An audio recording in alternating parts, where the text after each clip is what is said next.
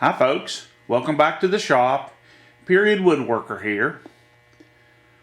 I've got a question for you. Whenever you're working in your woodworking shop, what is the most important or some of the most important items that you need?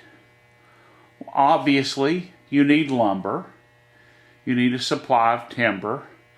Maybe not as much as this stacked up in a corner, but you do need some lumber. You're going to need some tools. You've got to have some planes.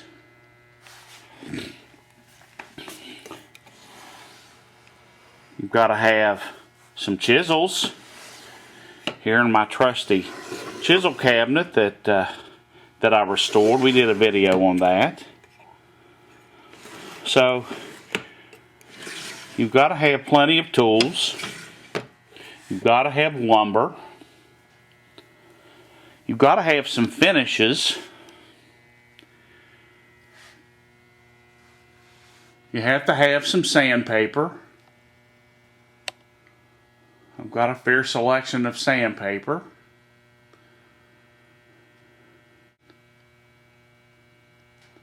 But these really are not the most crucial tools in the shop. In order for anything to work, after you have your lumber and when you get your tools out, they have to be sharp. And in order for them to be sharp, you have to have sharpening stones. And I have been collecting sharpening stones for probably the better part of 30 years of my woodworking career. And I'm going to do a series of videos and show you these sharpening stones. We're going to start off with the natural ones. And believe me, I have a lot of them. As I say, I've collected these for over 30 years. And I wanted to give you just a quick tour of some of the sharpening stones that I have, that I do my work with. And also in a lot of cases I just collect them, and I probably have too many. So while a lot of them have been sitting with no activity for many years, I think maybe I may have reached the time that it's time to sell a few of these and get on with maybe getting me a storage building to put all my lumber in that I need to get out of the shop. So, but let me give you a quick rundown of some of the stones that we're going to be reviewing. We're going to cover their actions, how well they're used. A lot of these are not really intended for a woodworking shop, but a lot of them are intended all for sharpening or honing, such as this resurgence of straight razor honing that has gotten popular. If you have a metal shop, you certainly need to sharpen stuff. If you carve, or if you do about anything involving edge tools, you got to be able to sharpen them. So let's take a quick look at some of the stones that we're going to be reviewing in the near future.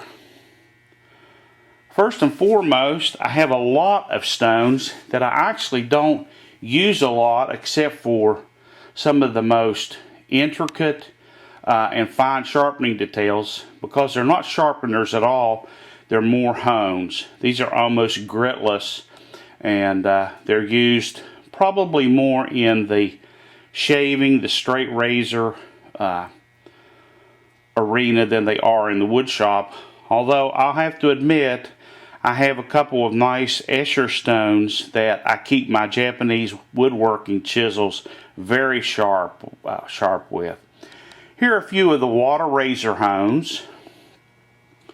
We have some Escher stones. We have some different brands of stones. Right there I have probably the largest Escher stone that I think I've ever seen. I believe it's close to a foot long. We'll be reviewing that and probably be selling it in the future. Some American companies got into the water razor hone themselves.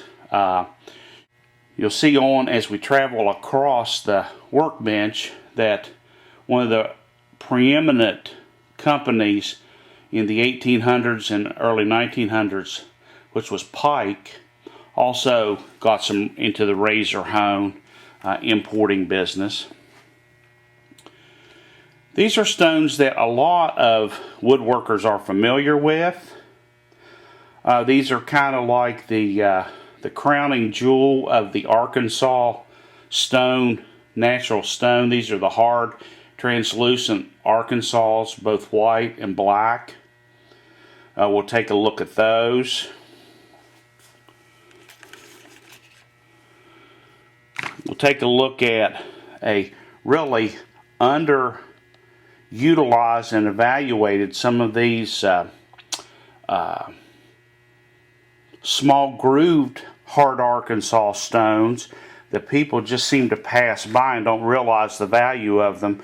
These are absolutely great if you do any carving for gravers or engraving, things like that. They're super. We'll take a look at the hard Arkansas stones.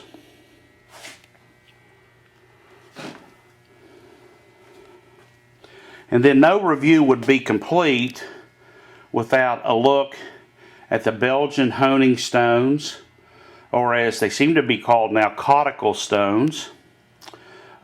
Here again, I'm pretty lucky. I have probably one of the largest Belgian honing stones that I've seen, and it too is 11, 12 inches long. We'll take a look at these. I actually have a ton of these. I actually use a lot of these Belgian honing stones. As you can see, companies like Pike got in it, Carborundum, Norton. They all got into the importation of Belgian honing stones because they are such a great tool, and they're very popular. We'll take a candid look at the company Pike. They started all of the natural stone in America in the early 1800s.